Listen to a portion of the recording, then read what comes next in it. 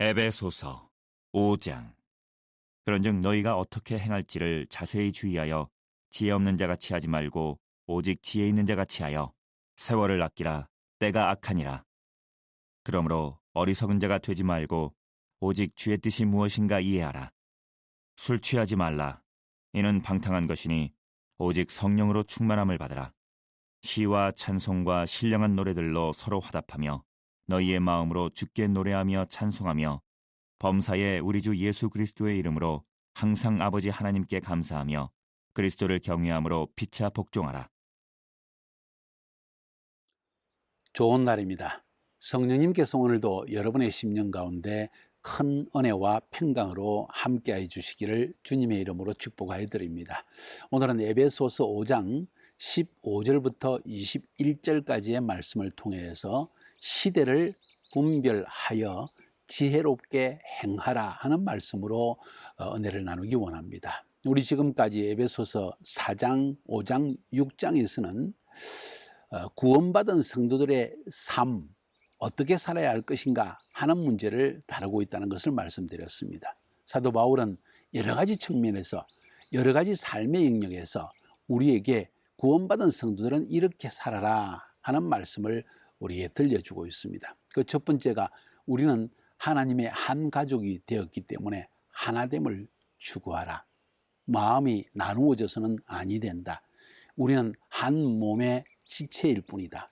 조금 서로 다를 뿐이지 우리는 결국 천국에서 한 가족으로서 영원히 함께 살아야 할 존재들이다 하는 사실, 하나됨에 대한 말씀을 드렸고, 두 번째로 우리는 하나님의 거룩한 백성, 세상에서 구별되어진 백성인 만큼 거룩함 가운데에서 행하는 삶을 살아야 한다.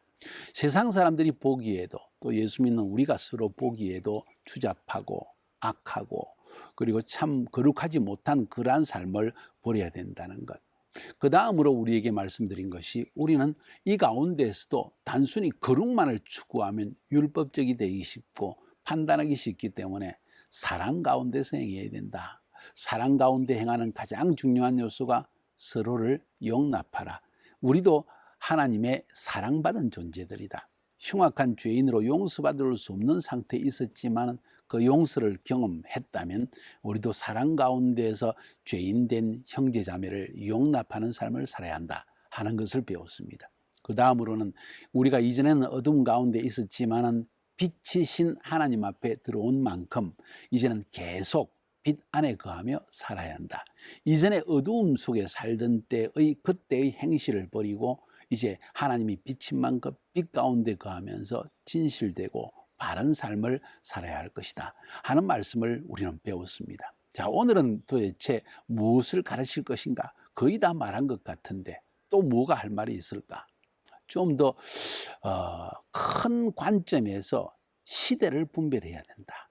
그래야만 너희들이 오늘 어떻게 행동해야 될 것인가, 어떻게 지혜롭게 행동하며 살 수 있으며 무엇을 추구하며 살 수 있는가 하는 것을 알 수가 있다.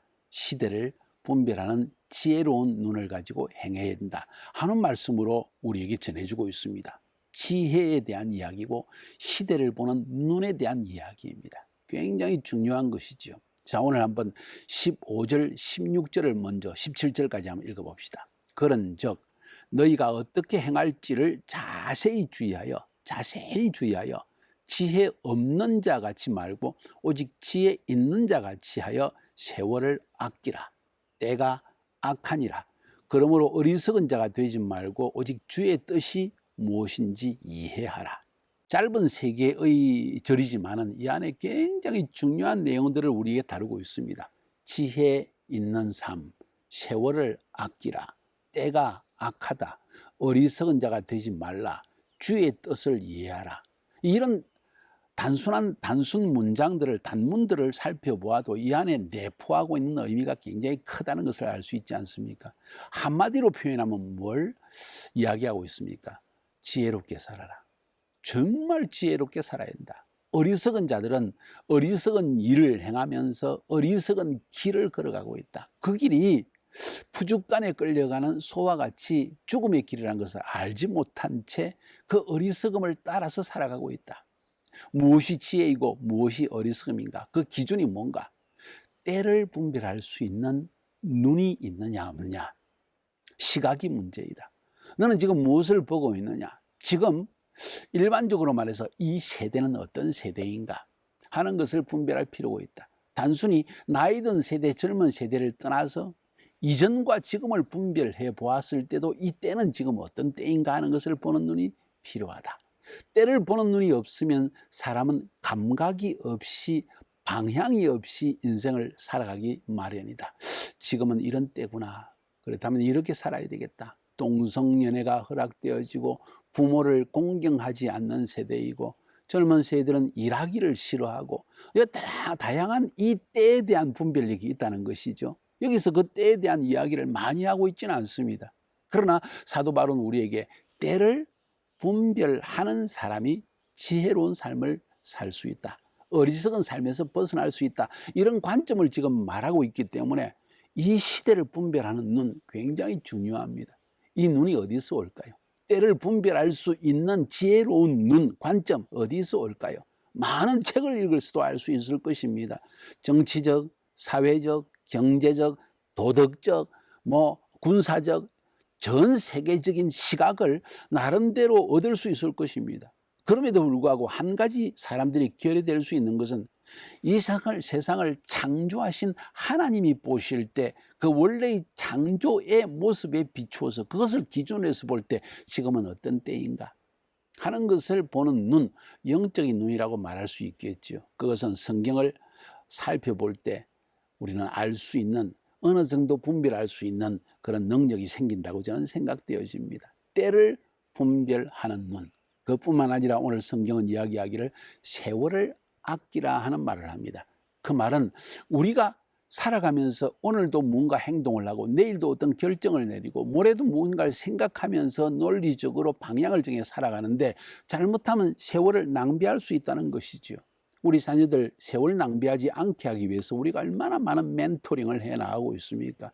그런데도 불구하고 그들에게 눈이 없을 때는 세월을 거꾸로 살아가는 젊은이들도 있고, 앞으로 가야 되는데 개걸음처럼, 크랍처럼 옆으로 걸어가는 걸음을 걸어가는 사람도 있지 않습니까? 이것 때문에 우리의 마음이 아파서 이야기하지만은 세월을, 시대를 보는 눈이 없고 지금 인생을 바라보는 눈과 인생의 관점이 없기 때문에 세월을 낭비하고 허비하고 또 지금까지 쌓아놓은 것을 스스로 망치는 이런 삶을 사는 사람들도 있지 않느냐는 이야기입니다. 그래서 지혜로운 삶을 사는 사람은 세월을 잘 아끼면서 낭비하지 않고 살게 되고 뿐만 아니라 때를 분별하는 눈을 가지고 바른 방향을 정하고 살게 된다. 이런 이야기를 지금 하고 있는 것입니다. 참 저는 이 성경이 위대한 책이라고 생각합니다. 사도 바울 선생을 통해서 우리에게 들려주는 음성들은 아주 구체적으로 내 삶의 하나하나 예언적으로 막 이런 것을 말하기보다는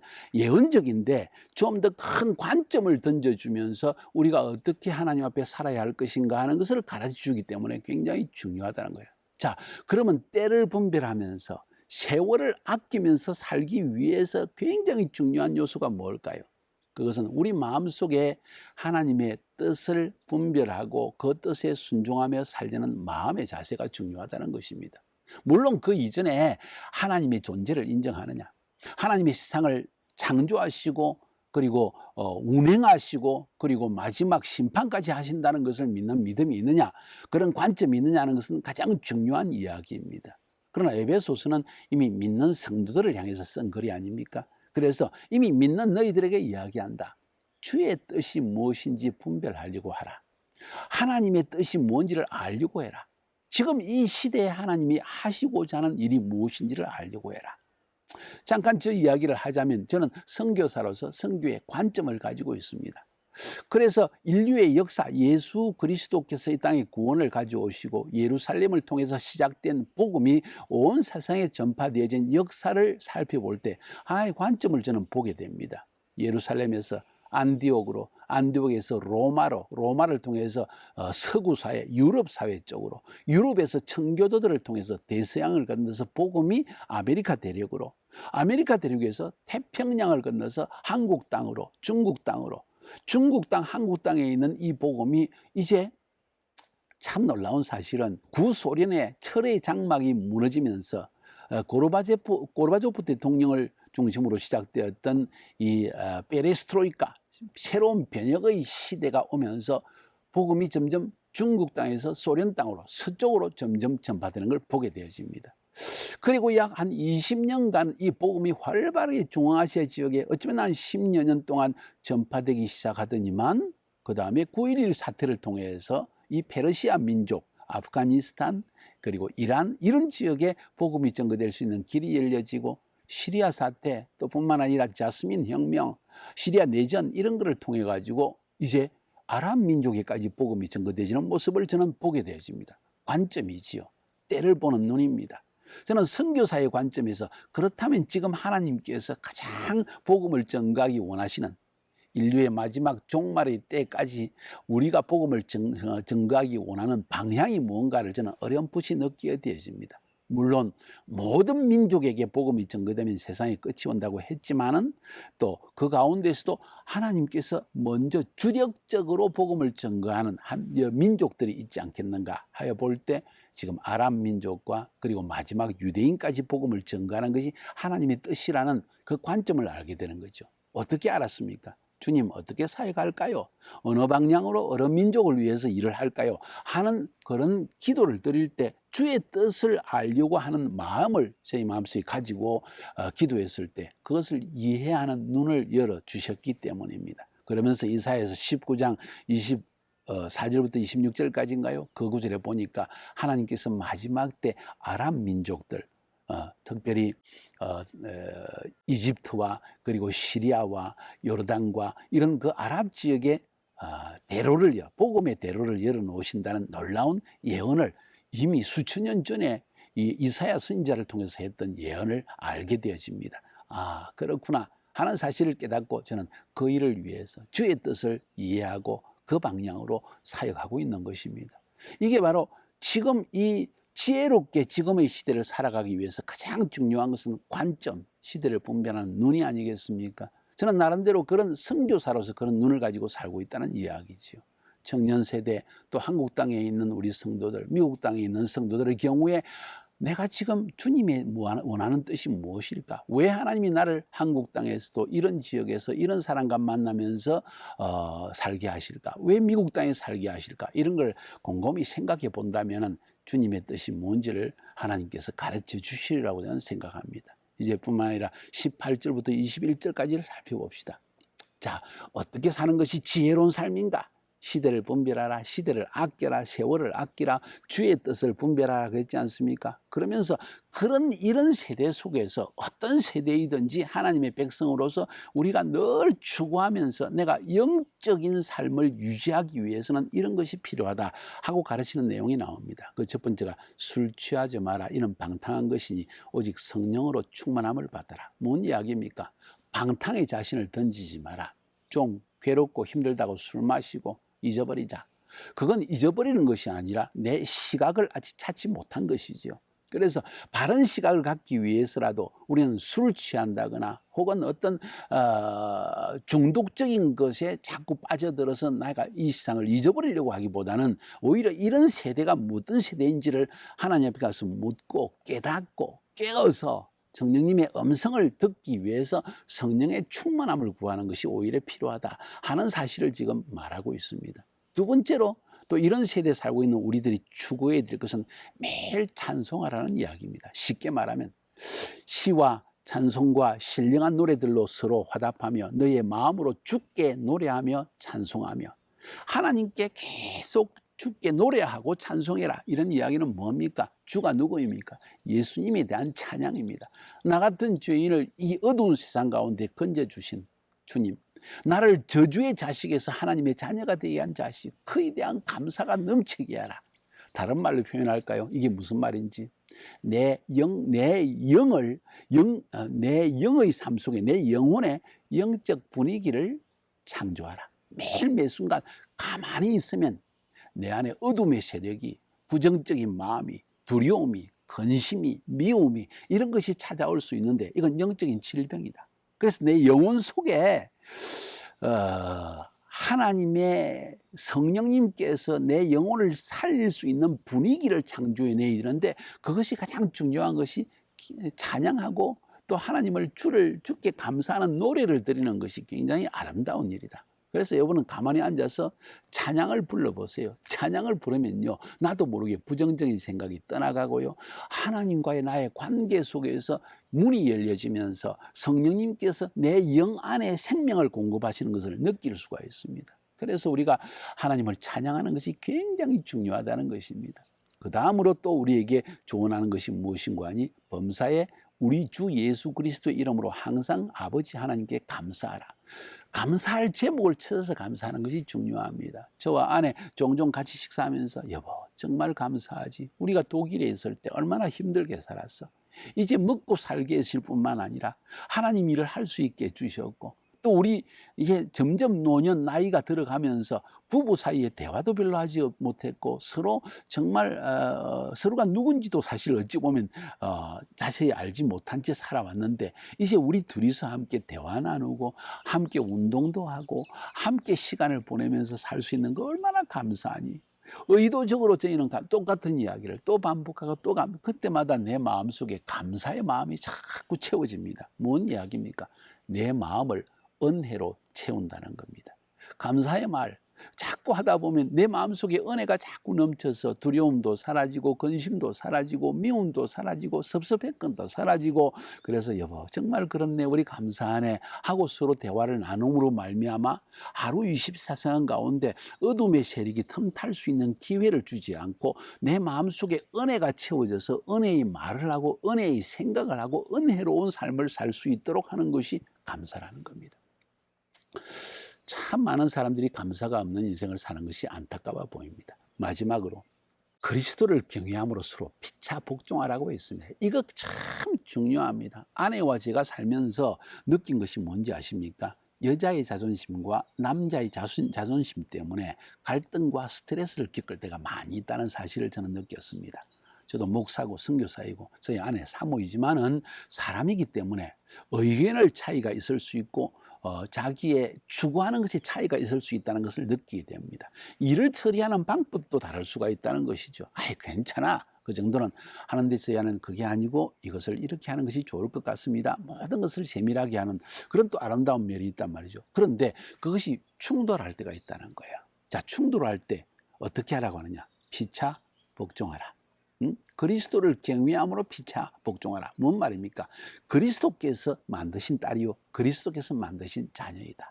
이 두 사람은 그리스도 안에서 귀한 존재이다. 그 사람을 무시하는 것은 하나님을 경외하지 않는 행동이다. 하나님을 무시하는 행동이다. 피차 복종하라.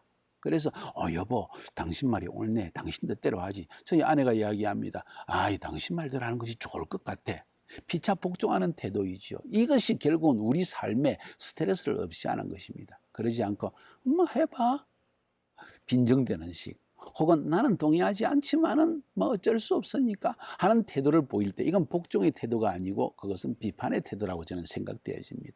쉽지 않은 이야기입니다. 저도 때때로 그럴 때가 있습니다. 그러나 오늘 이 성경 본문은 우리에게 우리가 서로 간에 함께 특별히 살아가는 존재로서, 특별히 부부 사이에서, 특별히 부모와 자녀 관계 속에서, 어쩌면 직장에서 매일 만나는 사람들 가운데에서 그리스도 안에서 하나님을 경외함으로 피차 복종하는 삶을 살게 된다면 갈등과 스트레스는 사라지지 않을까요? 스트레스 프리 라이프, 이거 정말 중요한 것입니다. 모든 건강에, 영적, 혼적, 육적 건강에 가장 지름길은 이런 것입니다. 자, 사랑하는 여러분, 오늘 이 사도 바울이 짧은 내용 15절부터 21절까지 기껏 해봐야 한 7절 되는 것이지만, 그 안에서 우리의 삶에 거듭난 크리스찬들, 예수 믿는 하나님의 자녀들이 살아가야 할 가장 중요한 지침, 지혜롭게 살아야 된다. 시대를 분별해야 된다. 상호간에 어떻게 지혜롭게 행동할지를 알아야 된다. 내 영과 내 혼을, 내 마음을 관리할 수 있는 지혜로운 방법을 알아야 된다. 그 방법을 지금 말해주고 있다는 것입니다. 여러분, 이대로 한번 살아봅시다. 이 말씀대로 한번 추구해 봅시다. 주님께서 엄청난 축복과 은혜를 여러분과 저에게 부어주리라고 믿습니다. 주께서 주시는 평안이 여러분의 심령 가운데 가득하기를 주님의 이름으로 축복하여 드립니다. 승리합시다.